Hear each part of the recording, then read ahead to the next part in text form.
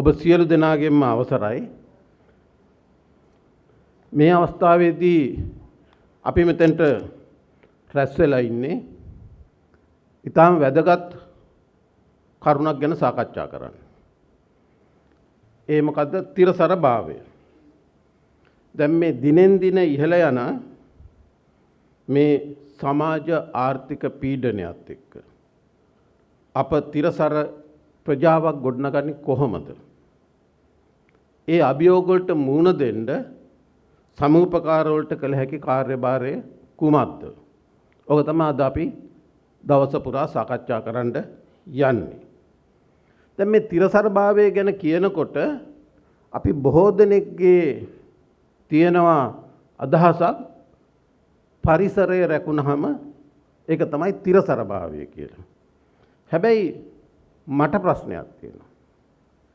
පරිසරය විතරක් රැකලා තිරසර භාවය උදා වෙනවද? මං හිතන හිටියේ ඊට වඩා පුළුල් එක. තිරසර භාවයක් ඇති කරගන්න නම් සමාජ සාධාරණත්වයක් තියෙන්න ඕනේ. ආර්ථික ශක්්‍යතාවක් තියෙන්න ඕනේ. ඒ වගේම ප්‍රජාවගේ ඔරොත්තු දීමේ හැකියාව තියෙන්න ඕනේ. මේ සියල්ල පරිසරයත් රකින්න ගමන් ඒකාබද්ධ වුණොත් අන්න එදාට අපිට පුළුවන් අපේ වත්මන් ප්‍රජාවගේ විතරක් නෙමේ අපේ අනාගතයට බිහි වෙන්න ඉන්න ප්‍රජාවගේ තත් සමෘද්ධිමත්ව ජීවත් වෙන්න පුළුවන් හැකියාවක් සහතික කරන්න. අන්න එදාටයි අපිට තිරසර භාවය කියලා කියන්න පුළුවන් වෙන්නේ. මොකද මම එහෙම කිව්වේ අපි මොනවා කිව්වත් ලෝකයේ සංඛ්‍යා ලේඛන දත්තාරම් බැලුවම් පේනවා පරිසරයට වැඩියෙන්ම හානි කරන කණ්ඩායම් දෙකක් ඉන්නවා. එකක් තමයි ඉතා ඉහළ ධනවතුන්. ඔවුන්ගේ අධිසුඛෝපභෝගී ජීවිතය සඳහා අන්‍යයන්ගේ සම්පත් සූරාකමින් ඒක හානියක් කරලා තිරසර භාවයට බලපෑමක් කරනවා. අනිත් පිරිස තමයි අතිශය දරිද්‍රතාවයෙන් පෙළෙන ජනතාව. ඔවුන්ට ජීවත් වෙන්න පරිසරය විනාශ කරලා හරි ජීවත් වෙනවා. ඒතර මෙන්න මේ කණ්ඩායම් දෙක ඒකයි මම කිය සමාජ සාධාරණත්වයක් තියෙන්න ඕනේ තිරසර භාවයක් ඇති වෙන්න නම්. ඒතර මෙන්න මේ තිරසර භාවය ඇති කරගන්න අපිට තියෙන ප්‍රධාන අභියෝග මොනවද? අපිට තියෙන එක ප්‍රධාන අභියෝගයක් තමයි වේගවත් නාගරීකරණය සහ අවිධිමත් ජනාවාසකරණය. මේක අපි හැමතැනම කතා කරනවා. අපි කියනවා පරිසරයට ඊටම සංවේදී කලාපවල පවා මේ ජනාවාස ඉදි කර ගන්නවා. එතකොට ඒක නිසා අපිට මේක ලොකු ප්‍රශ්නයක් වෙලා තියෙනවා. දැනටමත් ලෝකයේ ජනගහනයෙන් අඩකට වඩා නාගරීකරණය වෙලා ඉන්නේ. මේක අනාගතයේදී මීට වඩා බරපතල තත්වයකට යනවා. එබැවින් අපි බලන්න ඕනේ ඇයි නාගරීකරණය වෙන්නේ කියලා. මේක අඩු කරන්නේ කොහොමද කියලා. දැන් අපි ගත්තොත් ලංකාවේ සාමාන්‍යයෙන් පිළි අරන් තියෙනවා නාගරීකරණය වෙලා තියෙනවා කියලා 20%ක්. මේ සංඛ්‍යා ලේඛන ටිකක් විවාදාත්මකයි. මොකද මේක සමහර තැන්වල 40%ක් දක්වා ගිහින් තියෙනවා කියලාත් කියනවා. හැබැයි ඒ සමස්තයක් වශයෙන් ගත්තහම හැබැයි කොළඹ දිස්ත්‍රික්කය ගත්තොත් කොළඹ දිස්ත්‍රික්කයේ 97%ක් ජනතාව නාගරිකයි. මුලතිව් දිස්ත්‍රික්කය ගත්තොත් 3%යි. ඉතින් මෙන්න මේක ප්‍රශ්නයක්. මොකද ගමෙන් නගරයට සංක්‍රමණයක් වෙනවා. මේ ගමෙන් නගරයට එන මේ සංක්‍රමණය බරපතලයි. මේක නවත්තන්න නම් අපි ගම ගැන මීට වඩා හිතන්න ඕන. එතකොට ඒ ජනතාව ගම තුල නවත්තන්න පුළුවන් නම් මේ දේ කරන්න පුළුවන්. මේකට විශාල විභවතාවක් තියෙනවා සම්පකාර ව්‍යාපාරයට. මේ ළඟදී ලෝක ආහාර හා කෘෂිකර්ම සංවිධානයට මම පොඩි අධ්‍යයනයක් කළා. ඒ අධ්‍යයනයේ අපි හොයාගත්තා කෘෂිකාර්මික ආහාරවල අගය දාමය ගත්තහම ගොවියාගේ නිපදවන තැන ඉඳලා පාරිභෝගිකයට යනකම් බොහෝ තැන්වලදී අපි බැලුවා කොච්චර ආහාර අපත යනවද නැත්නම් විනාශ වෙනවද කියලා. විශාල ප්‍රමාණයක් මෙහි ඉහළ ප්‍රවාහය, ඒ කියන්නේ නිෂ්පාදකයාගේ ගොවියාගේ මට්ටමින් විශාල ප්‍රමාණයක් විනාශ වෙනවා. හේතුව සමහරලාවට පරිසර ප්‍රශ්න, සමහරලාට මිල ප්‍රශ්න, සමහරලාවට ගොවියාගේ නිෂ්පාදනය වෙලෙන්ද ගන්නෙ නැහැ. උදාහරණයක් වශයෙන් ගත්තොත් කැරට් අලේ හැඩය ටිකක් වෙනස් නම් ගන්නෙ නැහැ. හැබැයි හැඩේ ටිකක් ඇද වෙච්ච කැරට් වලෙත් අපි කපලා උයලා කන්නේ. හැබැයි අපේ මානසිකත්වයක් තියෙනවා. මේක නියම හැඩෙන් තියෙන්න ඕනේ. ඒතර අර විශාල ප්‍රමාණයක් අපත යනවා.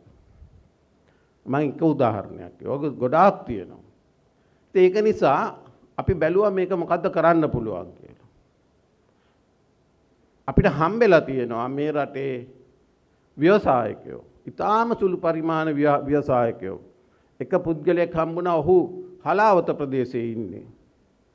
ඔහු නුවරඑළියේ අර අහක යන අර දෙකට බෙදුණු හැඩේ වෙනස් වෙච්ච කැරට් අල ටික ගෙනල්ලා මේක වේලලා පිටි කරලා කැරට් පිටි අපනයනය කරනවා.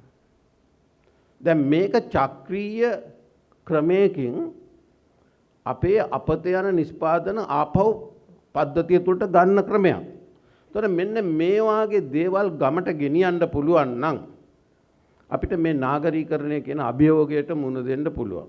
ඒකට සුදුසුම මම හිතන්නේ සමුපකාරය. මොකද ඒකට හේතුව අපේ රටේ රාජ්‍ය නිලධාරීන් යන්නේ නැති තැන්වලට, රාජ්‍ය නිලධාරීන්ගේ ඇහැවත් ගැටිච්ච නැති තැන්වලට, විශාල පෞද්ගලික ආයෝජකයෝ බලන්නේවත් නැති තැන්වල අපේ ගමේ සමුපකාරය තියෙනවා. මෙන්න මේ සමුපකාරය හරහා මෙන්න මේ තිරසර බව පහසුවෙන් ඇති කරන්න පුළුවන්. ඒකට හොඳ ජාලයක් තියෙනවා. මම හිතන්නේ ඒකට තියෙන හොඳම උදාහරණය තමයි මේ සනස ව්‍යාපාරය. සනස සමිති ගම් මට්ටමේ 8,000කට වැඩිය තියෙනවා. සමහර ඒවා සක්‍රියයි, සමහර ඒවා දැන් එච්චර සක්‍රිය නැහැ. නමුත් ඊටාම සක්‍රිය සමිති තියෙනවා. ඒතර මේ සමිති ලෑස්ති ගමේ ඉඳගෙන මේ දේ කරන්න, හැබැයි ඔවුන්ට අවශ්‍ය පහසුකම් දෙනවා නම් ලොකු ඒගොල්ලෝ මුදල් ඉල්ලන්නේ නැහැ. ඒගොල්ලෝ මුදල් ඉල්ලන්නේ නැහැ. ප්‍රතිපත්තිමය වශයෙන්, රජයක් වශයෙන් මෙන්න මේ ව්‍යාපාරය ශක්තිමත් කරනවා නම් ඊටාම පහසුවෙන් මේ රටේ ග්‍රාමීය ආර්ථිකය නම් වල තිරසර භාවය ළඟා කරගන්න පුළුවන්. එහෙම නැත්තම් වෙන්නේ අපි පාරිසරික හායනය සහ මේ දේශගුණික විපර්යාස වලට අපිට මුහුණ දෙන්න සිද්ධ වෙනවා.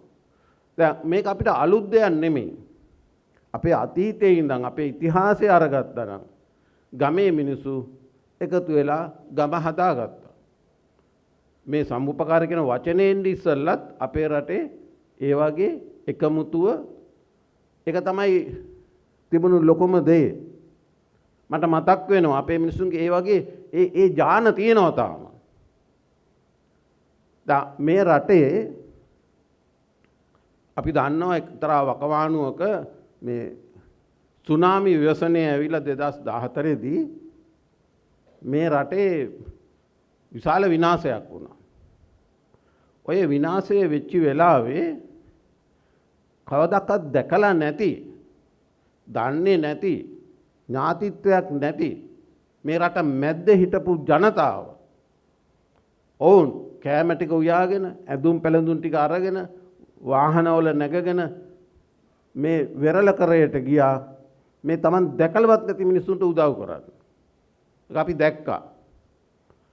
ඔය වාගේම සිද්ධියක් ඇමරිකාවේ නිව් ඔලියන්ස් කියන ප්‍රාන්තයේ සුලිසුලන් හමලා ඒ කාලේම සමාන කාලීනම සුලිසුලන් හමලා ගම් වතුර ගලලා ඒ රටේ සිද්ධ වුණා. මේ නිව් ඔලියන්ස් ප්‍රාන්තයේ වාර්තා වුණා සමහර මිනිස්සු සතියක් ඉඳලා තියෙනවා කණ්ඩ පාන් කෑල්ලක් නැතුව. ඒක ගැන හොයලා බලපුවාම ඒ අසල්වැසියෝ කියලා තිබුණේ මේක අපිට අදාළ කාරණයක් නෙමෙයි. ඒක තමයි ඒ සමාජයේ ක්‍රමය. ඒක අපිට අදාළ ක්‍රමයක් දෙයක් නෙමෙයි කියලා. හැබැයි මේ සමාජ විද්‍යාඥයෝ ඇමරිකාවේ ඔවුන් බැලුවහම මේ ලංකාව කියලා ඉතාම පොඩි රටක් තියෙනවා. මේ රටේ මෙහෙම මහ ව්‍යසනයක් වුණා. මේ ව්‍යසනය තුල එක මිනිස්සෙක් කුසගින්නේ හිටියේ නැහැ. හැබැයි ඇමරිකාවේ නිව් ඔලියන්ස් ප්‍රාන්තයේ මිනිස්සු සතියක් හිටියා පාන් කන්න නැතුව. මොකද සහන සේවා කණ්ඩායම් ළඟා වෙනතෙක් ඒ මිනිස්සුන් මුකුත් නැහැ. ඒගොල්ලන්ට හිතුණා මේක මොකද්ද කියලා හොයන්න. ඒගොල්ලෝ ආවා. එතකොට මම රුහුණ විශ්වවිද්‍යාලයේ අපි මුහුදු කරේ අයිනේ තියෙන විශ්වවිද්‍යාලයක් වශයෙන් අපි දැවැන්ත කාර්යභාරයක් කළා ඔය සුනාමි ව්‍යසනය වෙලාවේ. ඒ නිසා මේ සමාජ විද්‍යාඥයෝ දෙන්න විශ්වවිද්‍යාලයට ඇවිල්ලා අපි එක කතා කළා. කතා කරලා මේක ඇහුවා. මම ඔවුන්ට කිව්වා ඔයගොල්ලන්ට මූල්‍ය ප්‍රාග්ධනයක් තියෙනවා ලොකු. අපිට මූල්‍ය ප්‍රාග්ධනයක් නැහැ. අපිට තියෙනවා සමාජ ප්‍රාග්ධනයක්. සමාජ ප්‍රාග්ධනයක් අපිට තියෙනවා. සෝෂල් කැපිටල් එකක් තියෙනවා අපිට. මේ සමාජ ප්‍රාග්ධනය කියන්නේ එකිනෙකාට උදව් කරගන්න එක. ඒ සමාජ ප්‍රාග්ධනයේ හින්දා තමයි අපේ එක මිනිස්සෙක් කුසගින්නේ හිටියේ නැත්තේ කියලා. ඒක තමයි සමුපකාර සංකල්පය. ඒක ඔවුන්ට විශාල සිද්ධියක් වුණා. ඔවුන් ඒ ගැන අධ්‍යයනය කළා. අපේ විශ්වවිද්‍යාලේ රැඳිලා ඉඳලා මේ රට කොහොමද මෙහෙම මේ වගේ ව්‍යසනවලදී නැගිටලා ඉන්නේ කියලා. ඒක නිසා ඒක අපේ ඇඟේ තියෙන දෙයක්. අපි තුල තියෙන දෙයක්. ඒක කුළු ගන්නපු ඒ අපේ තියෙන ඒ ඥානවලට ඒ හැකියාවට ඒකට ඒ පුලිංගව තියපු පුද්ගලයෙක් තමයි ආචාර්ය කිරිවන්දෙනිය මහත්මයා. එතුමා ඒකට පොඩි ගින්දරක් තිබ්බා. ඇවිල්ලා ගියා රට පුරාම සමිති 8000කට වැඩිය පිහිට වුණා. අදත් ඒ ජාලය තියෙනවා. ඒක අපිට ඕන වෙලාවක ශක්තිමත් කරන්න පුළුවන්. අපිට අවශ්‍ය යම් ප්‍රතිපත්ති මේ වශයෙන් ගත යුතු දේවල්. ඒක තුලින් තමයි අපිට තිරසර භාවය ළඟා කරගන්න පුළුවන් වෙන්නේ. එතකොට ඒ වගේම මේ ගැන කතා කරනකොට මම අර කලින් කිව්වා වාගේ මේ අභියෝග ටික අපි කොහොමද ජයගන්නේ? අපිට ජය ගන්න තියෙන්නේ අපිට ප්‍රාදේශීයව තියෙන සම්පත් නිසි පරිදි අධ්‍යයනය කරලා මේ තුලින් ආර්ථිකය ශක්තිමත් කරන එක. අපේ රටේ කතාවක් තියෙනවා. මම එක් ගමනක් භාණ්ඩාගාරයේ නිලධාරීන් එක්ක මම ශ්‍රී ලංකා කෘෂිකාර්මික පර්යේෂණ ප්‍රතිපත්ති සභාවේ සභාපති වශයෙන් කටයුතු කරනකොට මේ කෘෂිකර්ම අංශයට ඇමතුමනි තියෙන හරිම අඩු සැලකිල්ලක් අපේ භාණ්ඩාගාරයේ නෝ. මම දන්නේ දැන් කොහොමද කියලා. මම කියන්නේ දැන් වසර ගණනාවකට පෙර මට පැවරලා තිබුණේ ලංකාවේ කෘෂිකාර්මික පර්යේෂණ ප්‍රතිපත්ති සභාවේ මෙහෙවන එක පර්යේෂණ ආයතන 26ක් තියෙනවා. ඒක යටතේ මේක නියාමනය කරලා රටට ගැළපෙන රටට අවශ්‍ය පර්යේෂණ කරවන එක. අපේ හුඟක් පර්යේෂණ කරන්නේ මේ පත්‍රිකා පළ කරන්න මිසක් ඒව සතපහක රට වැඩක් නැහැ. නිසා ඒකට මම යම් ක්‍රමවේදයක් හැදුවා. මම ඒක මෙතන සාකච්ඡා කරන්න යන්නේ. නමුත් ඒකෙදී මම භාණ්ඩාගාරයේ මහත්තුරු ගෙන්නගෙන මේ කෘෂිකර්ම පර්යේෂණ වලට වැඩි මුදලක් ලබා ගන්න කතා කළා. ඔවුන් හරි අපූර්ව උත්තරයක් දුන්නා. දල ජාතික නිෂ්පාදනයේට කෘෂිකර්මයෙන් දායකත්වය 7%යි. 7%යි. ඉතින් මේකට උච්චර ආයෝජනය කරලා වැඩක් නැහැ. මං කිව්වා ඔයගොල්ලන්ට වැරදිලා ඔය ගණනය කිරීම. ඔකට තව ටිකක් එකතු කරගන්න. මොකද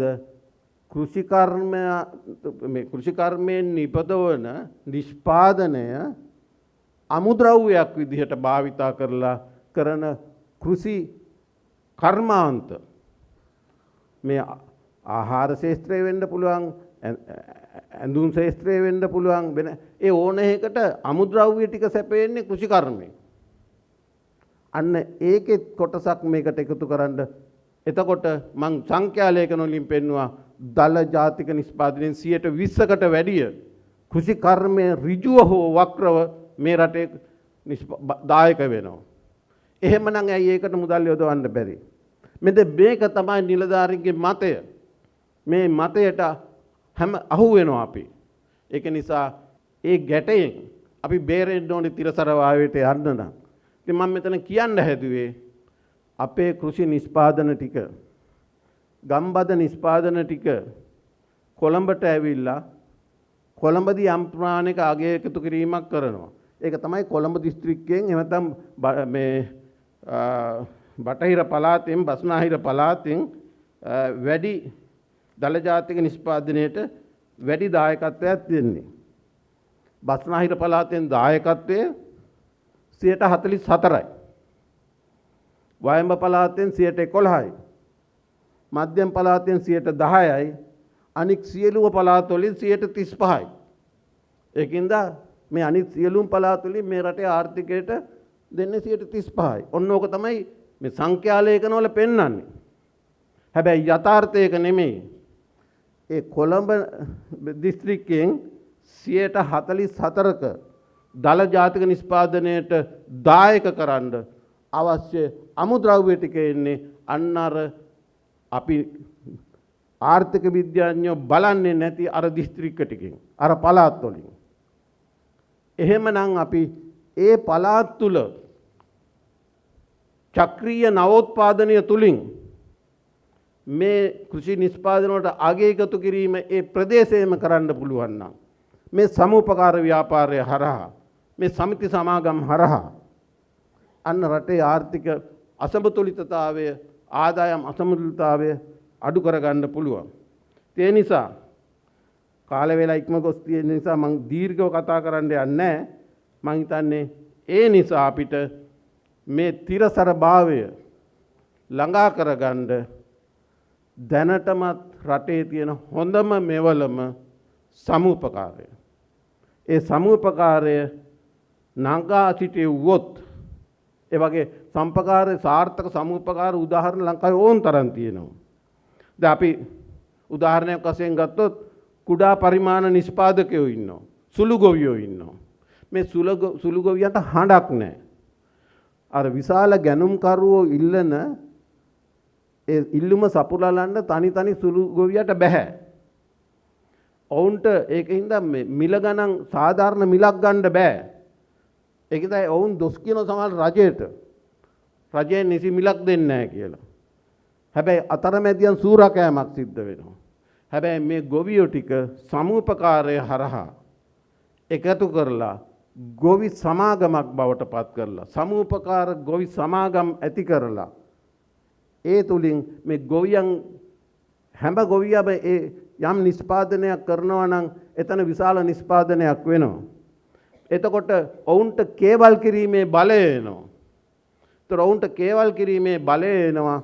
ඒකම සමුපකාර සමිතියට පුළුවන් අතරමැදියා වෙනුවට කෙලින්ම ඔවුන්ගේ ඍජු සම්බන්ධතා පවත්වන්න. ඒක තුලින් ගමේ ආර්ථිකය ඉහළ නංවන්න පුළුවන්.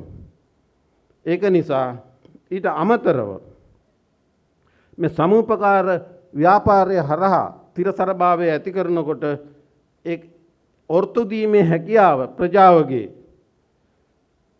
විශාල වශයෙන් වැඩි දියුණු කරන්න පුළුවන්.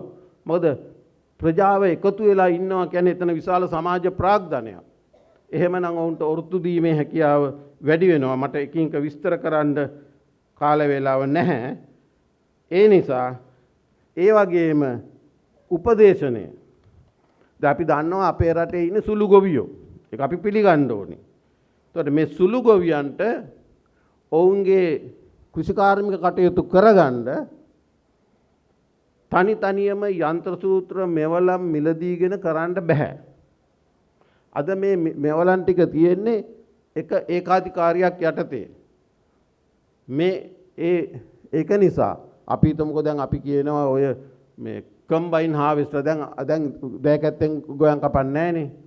දැන් මම එක තැනක අධ්‍යයනය කළා මේ කම්බයින් අර මිනි කම්බයින් හාවෙස්ටර් එක ඒ ප්‍රදේශයට එන දාට ඒ ප්‍රදේශයේ ගොයන් කපන්න සමහරු ඉන්නවා ගොයම පැහිලා කුඹුරේ ඇට වැටෙන්නත් ළඟයි අර හාවෙස්ටර් කාවේ නැහැ කියලා ඉන්නවා මොකද දෑකැත්ත නැහැ කපන්න. තව පිරිසක් ඉන්නවා දැන් හාවෙස්ටර් කැවිලා කපනවා අපේ ගොයන් තාම පැහිලා නැහැ. නිසිකන්ට ඒත් කපනවා. එතකොට මේ දේ වෙන්නේ මොකද? අර එකමුතුකමක් නැතිකම නිසා. ඉතින් අපිට පුළුවන් නම් සමූපකාර මේ සමිති ශක්තිමත් කරලා ඒ ප්‍රදේශයේ ගොවි ජනතාවට අවශ්‍ය ඒ මෙවලන් ටික ඒ සමූපකාරයේ බගින් ලබා දෙන්න සම්පකාර බහරේ තියන්න. එතකොට ගොවීන්ට පුළුවන් තමන්නේ ඒ බිම් සැකසීමේ ඉඳලා අස්වැන්න නෙලනකම් මේ කාර්යභාරය ඒ සම්පකාර හරහා කරන්න. එහෙම කළොත් තිරසර සංවර්ධනයට ළඟා වෙන්න පුළුවන්. ඉතින් මේක නිසා මට ඒ වගේ කරුණු ගණනාවක් තිබ්බත් මට එකින් කියන්න යන්නේ නැහැ. මම විශ්වාස කරනවා සමූපකාර ව්‍යාපාරය තුලින් තිරසර සංවර්ධන ඉලක්ක ගණනාවක් සපුරා ගන්න පුළුවන්. එක් පළවෙනි එක තමයි දරිද්‍රතාව තුරන් කිරීම. රැකියා උත්පාදනය තුලින් මේ දේශීය නිෂ්පාදනයට අගය එකතු කිරීම තුලින් නිෂ්පාදන විභවතාව වැඩි කිරීම තුලින් අපිට ওই ඉලක්කය සපුරා ගන්න පුළුවන්. දෙවෙනි ඉලක්කය තමයි මේ තිරසර සංවර්ධන ඉලක්කවල සාගින්න තුරන් කිරීම. අපි පාරිසරික ගොවිතැන ඒ වගේම අපි මම අර කලින් කියපු කාරණා ඔස්සේ මේ දේ කරන්න පුළුවන්. තිරසර ඉලක්ක පහ තමයි ස්ත්‍රී පුරුෂ සමානත්වය. කාන්තාව බල ගැන්වීම තුලින් සම්පකාරය හරහා මේ වගේ දේවල් කරන්න පුළුවන්. ඒකේ 7 වෙනි ඉලක්කය තමයි හරිත බල ශක්තිය. හරිත බල ශක්තිය ගැන කිව්වහම මට මතක් වෙනවා මේක ඊටාම පහසුවෙන් කරන්න පුළුවන් සම්පකාරය හරහා. මොකද මම කියනකොට හම්බුණා ස්පාඤ්ඤයේ තියෙනවා සොම් එනර්ජියා කියලා පුනර්ජනනීය බලශක්ති සමූපකාර ව්‍යාපාරයක්. සොම් එනර්ජියා මේකේ ඉන්න සමාජිකයන් 80000ක්. මේ සමාජිකයන් 80000කින් සමන්විත මේ සමූපකාර පුනර්ජනනීය බලශක්ති ව්‍යාපාරයෙන් අර තනි පුද්ගලයා තමන්ගේ වහලේ හයි කරගන්නවට වඩා එතකොට අර විදුලි බල බණ්ඩලයක නියාමනය කරගන්න බැරි වෙලා. හැබැයි ස්පාඤ්ඤයේ එහෙම ප්‍රශ්නයක් නැහැ. ඔක්කොම එකට ඒකාබද්ධ කරලා සමූපකාරය හරහා දැන් අපි කියනවානේ මෙගාවොට් විශාල ප්‍රමාණයක මහා පරිමාණ පුනර්ජනනීය බලශක්ති වලට තමයි දැන් ඉඩ දෙන්නේ. මොකද මේක නියාමනය කරන්න බැරි කියලා. අපිට මේ වහලවල් වල තියෙන ටික නියාමනය කරලා ඒක මහා බලශක්තියක් බවට පත් කරන්න පුළුවන් සම්පකාරය හරහා. ඒක ස්පාඤ්ඤයේ කරලා තියෙනවා. ඉතින් මේ වාගේ බොහෝ අද තියෙන ගැටලු වලට සමූපකාරය තුලින් විසඳුම් හොයන්නත් පුළුවන්. ඒ තුලින් අපිට තිරසර සංවර්ධනය ළඟා කරගන්නත් පුළුවන්. මේ අභියෝග තුලින් ප්‍රජාව සවිමත් ගන්නත් පුළුවන්. ඒ නිසා මම අවසාන වශයෙන් කියන්න කැමතියි අපි ඒ විදිහට කටයුතු කළොත් ඒ කියන්නේ අපි තනිව නොව අපි සෑම එක්ව තිරසාර ප්‍රජාවක් ගොඩනැගුවොත් ඒකෙන් තිරසාර අනාගතයක් ගොඩනැගීමට ලැබෙනවා. අපි ඒ සඳහා අදිටන් කරගනිමු. ඒ සඳහා අද දවසේ අපි කතා කරමු කියමින් මගේ කතාව නිම කරනවා. බොහොම ස්තුතියි.